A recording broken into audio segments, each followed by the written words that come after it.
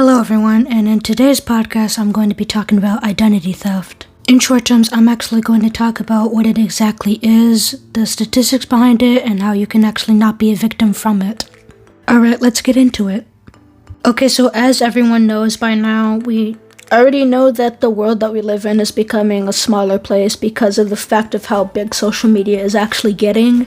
I mean, if you actually think about it, not really anyone in Gen Z is like doing stuff that their parents do nowadays. And what I mean by that, I mean like, you know how, 20, 30 years ago, not really everyone used a phone. Not really everyone had social media back then. Everyone, just got in their cars and just met up with their friends and physically talked to people. Nowadays, you just see people just staring through their phones and stuff, not acknowledging anyone.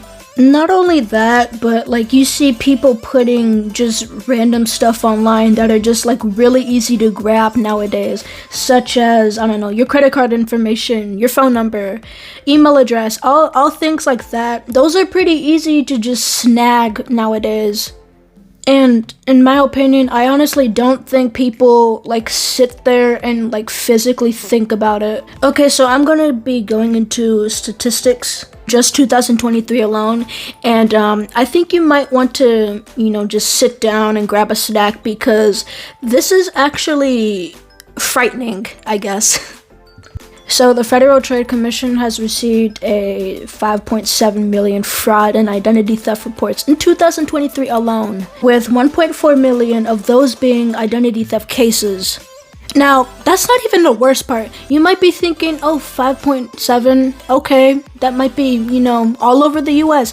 But, this next thing I'm about to say is, like, mind-blowing.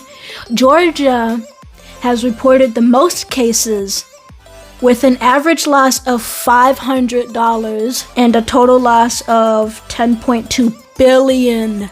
Did you hear me say that correctly? $1 billion. Over $1 billion, actually. Still, that's horrible. So basically, in short terms, Georgia has actually reported the most in identity theft cases so far in 2023. Now that we've gotten the scary part out of the way, let's talk about what we can do to prevent this for future people. Alright, so number one would be to keep an eye on your bank statements. This is the quickest way to find out if there's anything going on. It is also a good idea to make sure that the amount you have on your bank register matches what the bank is showing in general. A third possibility would be to check your bank account regularly to prevent identity theft. If someone manages to snag your social security number or just any other personal information, they can pretty much use those things to open new cards and such in your own name. Now, if this does happen to you, I would recommend you go to your local bank or just wherever you get all your statements and stuff.